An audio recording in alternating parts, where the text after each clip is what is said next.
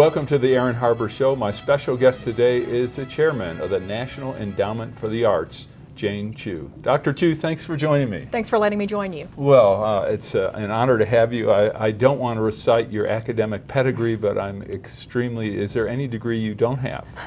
Well, I did go to a school a lot, and it was something fun to do. Well, let's talk about the endowment. I mean, and off camera I was talking about when in my involvement with the arts, some of the organizations that I've helped have really been bolstered by grants, relatively small grants, but very strategic grants by the endowment. The endowment's budget, I think a lot of people don't realize, it's not that big. It's what, about 150 million a year? It's 146 million currently, and the National Endowment for the Arts is going to be 50 years old this year, coming in September. And so over those 50 years, the National Endowment for the Arts has given about $5 billion total, but it has sparked, because we require matches in funds and also other program partners, it has sparked an additional 7 times, sometimes 9 times the amount of the original grant. So we like the fact that it has leverage and that the grants really, you get the most bang for your buck with a National Endowment for the Art grant. Well, let's talk about that leverage, because that's fascinating. I know in the last annual report for the endowment, they were talking about how roughly the budget was 150 million, but another 600 million was brought in by different communities and organizations to match and to expand those programs. I mean, if every government program in the country did that, we would be in great shape. I mean, that's an extraordinary level of success. How do you do that? And tell me a little bit about the endowment strategy. Well, it's very satisfying to know that a National Endowment for the Arts grant can bring in other program partners, other participants in the same arts project, as well as other funding. So sparking that vitality through the arts is really at the heart of the way the National Endowment for the Arts operates. So if I put my business hat on, that's a pretty good return on your investment in terms of the way we operate. But the real point is to make sure that the arts are available for all Americans across the nation. And so we do that through these grants and bringing program partners together. Does the endowment have a sense of the arts budget for the nation? How much does the country spend on arts, whether it be government entities, or it be artists themselves, or different organizations? Is there any sense of how big the art world is in America? It's very formidable, and in terms of the nation's, if you compared the art sector to the nation's GDP, that represents 4.32% of the nation's GDP, which is a significant amount. It's more than the construction industry, say for example, transportation. So the arts together represent, the arts are thriving, and they're a formidable presence as well, even on the economic level. So you're looking at a really $750 billion annual budget for the arts. How does that compare either total or on a per capita basis to other countries? Do you have any sense of what that may look like with other countries? Because one of the things that has fascinated me in my limited experience helping artistic organizations is how some countries really seem to dedicate more resources, at least on a per capita basis, than we do to the arts. Well, one of the things that I've found, whether it's, I haven't done the international traveling related to this position, but one of the things I've found that's got a similar concept related to your question is, during my travels across the nation, is that when you've seen one community, you've really only seen one community. So similarly, nationally and internationally, the way America shapes the arts may be different from another country. But when you look at the way America is shaping the arts through leverage and sparking and bringing more people together and more funding together for the same project, that may be different in comparison to another country that may dedicate more initial resources but may not have as much leverage in bringing other people together. One of the really interesting aspects to me of the arts is just the dedication of people involved in the arts, and how so many people will go down a path where financially there isn't necessarily a great reward, but they have other rewards. How does the endowment encourage people to pursue their passion? Well, that's the beauty of the arts, is that behind most of us who participate in the arts in any other way, we find meaning as well. So we have found actually that the arts are doing very well when it comes to sustaining jobs and providing, we would love to begin to dispel the perception that artists are poor and always struggling to find a specific job, because we know many artists and arts organizations which are holding steady in terms of providing jobs in the economy.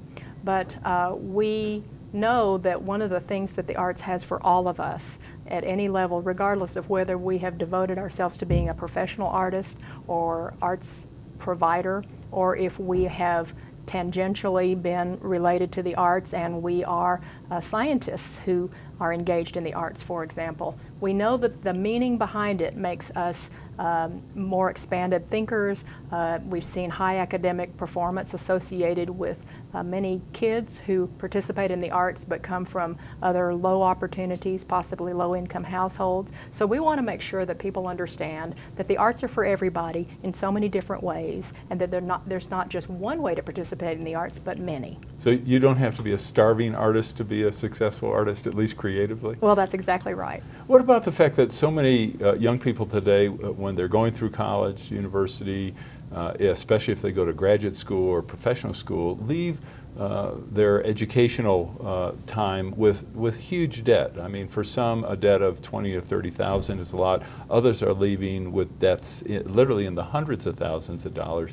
To me, that seems to impact their choices in terms of what they can do, and to start off in an artistic or creative career, which is not going to pay much initially, if at all, becomes impossible for them. Are we stifling creativity by the kind of debt we're leaving kids with today? Well, one of the things we want to be mindful of is, are we, and this is how we think at the National Endowment for the Arts, are we creating enough of a creative, an infrastructure, an ecosystem that will support creativity, so that if, for example, you major in college in a subject that doesn't happen to be the arts, but there is a way to integrate arts into that subject matter, it makes you more creative, it helps nurture that creativity more, and that may be a way to help us climb out of the old ways of solving an old problem and putting a new way to solve it, which may be related to the debts we owe in school loans and things like that. For example, some research found that Nobel Prize laureates in the sciences were 17 times more likely to have actively participated in the arts than other scientists. And there are so many other examples of arts tied with other sectors that allow people to have another dimension and deepen their knowledge and their expertise. I think I would try to find a way to connect the arts to just about anything. All right, great optimistic outlook. We're going to take a quick break. We'll be back with the chairman of the National Endowment for the Arts, Jane Chu. The National Endowment for the Arts is all about large institutions, small institutions. We're in rural areas. We're in every congressional district in the nation. We analyze it constantly to make sure, are we really covering the nation? For information on how to help promote civil and mutually respectful discourse and support expansion of the distribution of our programs, please email info@harbertv.com. Hi, I'm Aaron Harber, host of The Aaron Harber Show. For information about the program, who our upcoming guests and topics are, and ways you can participate, please go to our website. That's harbertv.com. And most of all, thanks for watching. I'm Mary Robinson, former President of Ireland. Hi, I'm Jim Cameron, Director of Avatar. I'm Christina Johnson, former Undersecretary of Energy. Hi, I'm Oliver Stone. Hi, I'm Mike Peters. I'm the creator of Mother Goose and Grimm. Watch The Aaron Harber Show. I would encourage you to watch the Aaron Harber Show. It's good fun. Watch the Aaron Harber Show, because he's a really cool guy. Please watch the Aaron Harber Show, on which I do appear. I want you to watch the Aaron Harber Show. Grimmy watches it every day. I'm Aaron Harber, host of The Aaron Harber Show. You can follow the show on Twitter and find us on Facebook to get all the latest updates, see behind-the-scene photos, and make comments and ask me questions. You can see episodes before their TV broadcast, so like the show today. Your opinions, ideas, suggestions, and criticisms related to guests, topics, questions, or the host are welcome. Please send an email to producer@harbertv.com. Welcome back to the show. I'm with the chairman of the National Endowment for the Arts, Jane Chu. Jane, one of the things you did when you were in Kansas City, you raised almost $500 million for the Arts Center there. That had to be an extraordinary challenge. How does that translate to your challenges at the National Endowment? Well, believe it or not, it's actually very similar, because one of the times when I get the most energy in terms of being a leader is bringing together different perspectives that might not seemingly be related to each other. In Kansas City, I'd be often talking to an oboe player, and the next day I'd be talking to a drywaller, because we were under construction at the Kaufman Center for the Performing Arts, building this wonderful performing arts center. Now I'm at the National Endowment for the Arts, and I have the same opportunities to talk about the arts and the wonderful things that are going on with people who come from all kinds of different perspectives. And that's the beauty of the arts. You don't have to force fit everybody to think the same way or be the same way, because there's really something for everyone when it comes to being engaged with the arts. Well, when it comes to arts, you can't do that. I mean, because everybody is different and often takes pride in that. I mean, but that was a spectacular achievement, the Kaufman Center. For Kansas City to have a facility like that and to have raised, again, $400 to $500 million. Not many communities have pulled that off. Were you surprised at Kansas City being able to do that? We had some very dedicated people passionately involved with the project, and whenever anybody is involved in fundraising, as you know, it's not just one person, it's multiple teams and people all over. But one of the things I have recognized in that project and many other very successful ones across the nation is that those which are successful have a mindset of going out and making sure they're engaged in the community. The ones that don't seem to be as successful have a mindset that says, if you build it, they will come. So I put together a program, and why didn't they show up? But those who go out and they establish relationships and connect them with meaning to their community, they seem to do better. The endowment, the National Endowment for Arts, actually is not an endowment, is it? It's not. So why not? I mean, the concept of an endowment is that you raise a corpus, or you have a capital campaign, and then the earnings from that spin off, whether it be dividends or income, appreciation, you use to fund your projects. With a budget of roughly $150 million, why not have a plan to raise, I'm going to just toss out a number, something like $5 or $10 billion, or ask Congress for a one-time appropriation and then say, hey, you never have to bother with us again, and actually have an endowment that's autonomously managed. Well, that's a unique and interesting idea. The way the National Endowment for the Arts is, it's a part of the congressional budget, and so each year it's voted upon. And we're very appreciative in this budget conditions that the budget is holding steady for the National Endowment for the Arts. I mean, my sense is there are patrons of the arts out there that would endow the NEA. Do you think that's a possibility, or am I just off dreaming somewhere? Oh, we'll consider that question for sure. But the way the legislation is set up, the National Endowment for the Arts is really part of that congressional budget each year, and so we actually do not fundraise to amplify the budget of the National Endowment for the Arts. And on the flip side, occasionally we're having a National Endowment for the Arts 50th anniversary coming for the next year, starting in September.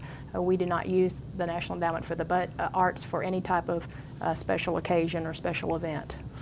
When you look at the NEA long term, what's your vision for the National Endowment, let's say over the next 10 years? Where would you like to see the endowment go? Well, when you look at the National Endowment for the Arts and the role it plays in terms of its mission to make sure that all Americans have the opportunity to be engaged and benefit from the arts, the National Endowment for the Arts is the only agency anywhere in the nation that has that mission. There are certainly private philanthropists and private philanthropy that have been engaged in national funders of the arts, and we're very much appreciative of them. But often philanthropy has its own focus, a specific mission that a donor may want, a specific area. The private philanthropy may give to nationally, but they might give only in, say, 10 cities, or they might just focus on one area like large institutions. The National Endowment for the Arts is all about large institutions, small institutions. We're in rural areas. We're in every congressional district in the nation. We analyze it constantly to make sure, are we really covering the nation? We look at other sources of funding as well across the nation in the national arts, and there are other ones, but either they're place-based venues or the projects may all come from the same location. We're about the opposite, making sure that all America gets that engagement with the arts. What are some of the projects that NE's funded that excited you, that you were really pleased with? Well, I'm very pleased with our Healing Arts program, for example. This is a great example of showing that the arts can tie to other areas, and we do want to dispel that myth that the arts are elitist or they're off in a corner or some silo by themselves. We want to show the transformational power of the arts as well as celebrate the arts for the beauty and the intrinsic meaning that it provides. But for example, our Healing Arts program, which we have with the Walter Reed and Bethesda, as well as and the NICO, National Center for of Excellence, the National Intrepid Center of Excellence. So these are all three military facilities? They are. The National Intrepid Center of Excellence at the Walter Reed campus and also at Fort Belvoir in Virginia. And so we've been able to have a creative writing program as well as music and art therapy for military service members who've been affected by post-traumatic stress disorder and post-traumatic stress disorder and other psychological health conditions. And as a result of these programs, they have been so transformational for the service members, and they're not invasive. Their family members have noticed a change too, and now we've been able to talk about expanding even more. Those are very satisfying to see the power of the arts and what it can do for our service members who have stood up for all of us and fought for us. Another example is through our arts education programs that we support.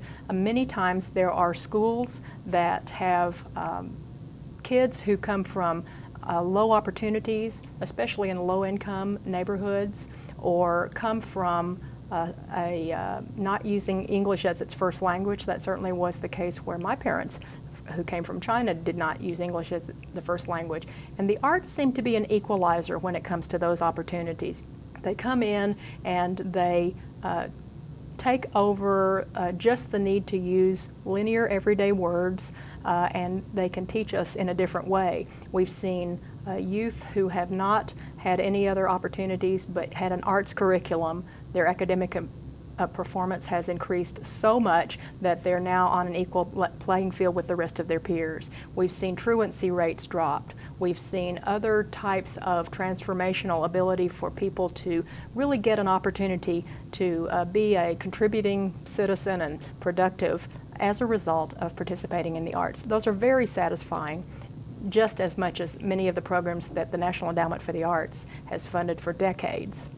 Are there any programs, I know there have been arts programs, for example, in prisons that have been very successful. These all seem to follow that kind of similar pattern where I think people are surprised at the impact the arts can have. Well, they are indeed, and while we do also provide some grants in the prison system, we've seen a number of measurable success. For example, some of those places where the residents participate in theater or creative writing programs through these grants, the recidivism rate drops. Sometimes while people talk about a tradition of residents leaving the prison system and then returning back to it after committing another crime, they've seen a complete change where they do not return back because they've been given more skills, more opportunities to express themselves through the arts. So these are just as important programs as the programs that we support to provide beauty and meaning and a quality of life in a community. We now see that the arts can provide jobs. They stimulate economic vitality. They have a powerful transformation when it comes to equalizing the playing field even on an academic performance and other settings as well. All right. We're going to take our last break and we'll be right back with Chairman Jane Chu. That would be very satisfying to imagine the world where we could have an arts curriculum that was being linked to some of the other things, the subject matter that we want to teach as well, to deepen our understanding, the kids' understanding and their knowledge, and that's what we're trying to promote. For information on how to help promote civil and mutually respectful discourse and support expansion of the distribution of our programs, please email info@harbertv.com. Hi, I'm Aaron Harber, host of The Aaron Harber Show. For information about the program, who our upcoming guests and topics are, and ways you can participate, please go to our website. That's harbertv.com. And most of all, thanks for watching. I'm Mary Robinson, former President of Ireland. Hi, I'm Jim Cameron, Director of Avatar. I'm Christina Johnson, former Undersecretary of Energy. Hi, I'm Oliver Stone. Hi, I'm Mike Peters. I'm the creator of Mother Goose and Grimm. Watch The Aaron Harber Show. I would encourage you to watch the Aaron Harber Show. It's good fun. Watch the Aaron Harber Show because he's a really cool guy. Please watch the Aaron Harber Show, on which I do appear.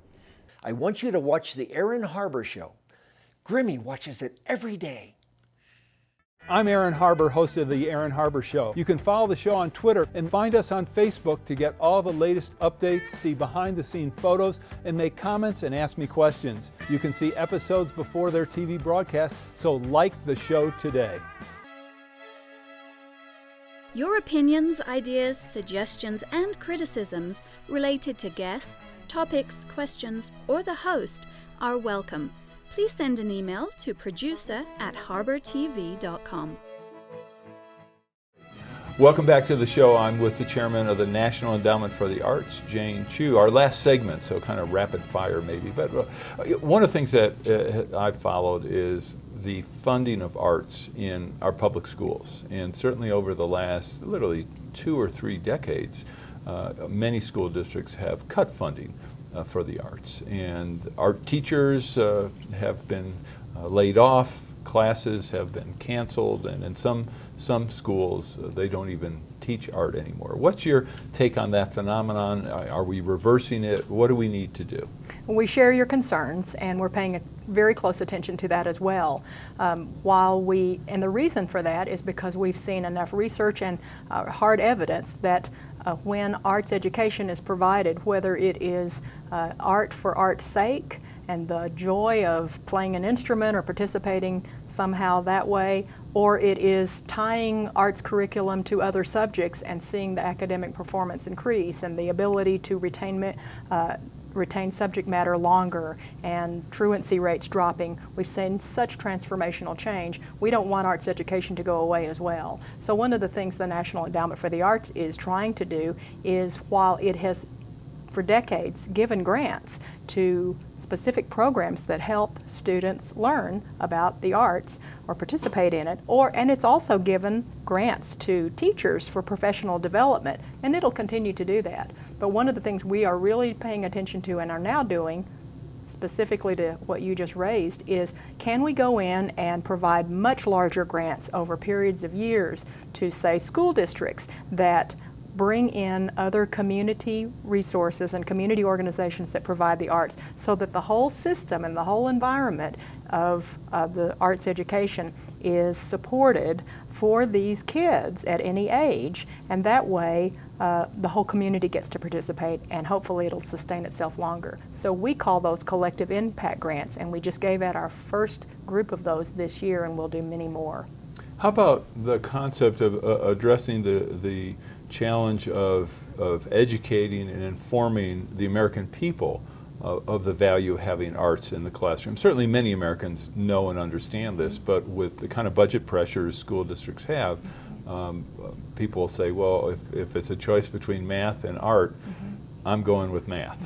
Well, one of the things we've seen so much in the schools that I've visited across the nation is arts curriculum that is applied to math, and arts curriculum that is applied to science. And because the teachers, the parents, and the school boards have said the academic performance in Their standardized tests in science and math have gone up because of the arts curriculum they chose. There's some hard evidence already that says the arts can be integrated with all of the other school subjects, and they do not have to be off to the side. That would be very satisfying to imagine the world where we could have an arts curriculum that was being linked to some of the other things, the subject matter that we want to teach as well, to deepen our understanding, the kids' understanding and their knowledge, and that's what we're trying to promote. Now you've made reference previously in the program to some of the differences in terms of socioeconomic strata. What kind of studies have been done in terms of looking at the opportunities people at the lower end of those strata have versus people at the higher ends? There are many opportunities, and there are more dramatic results in the opportunities for arts to be engaged with at-risk youth and students who have, at any age, who have not had as many opportunities. National Endowment for the Arts has a number of research reports, and we're happy to provide those. But here's for an example, I visited a kindergarten class where arts was used to teach science, and in that particular day it was weather. So we had 5-year-olds, 25 5-year-olds, and 23 of them did not have English as their first language. But because the arts were used, they got it instantly. They were able to figure out how to take their knowledge of music that was being used to teach weather, and there was no question that they all got it. That's an equalizer for kids who have fewer opportunities, and sometimes there are families who don't use English as their first language, but can have that arts there, and it gives them a leg up in terms of their opportunities.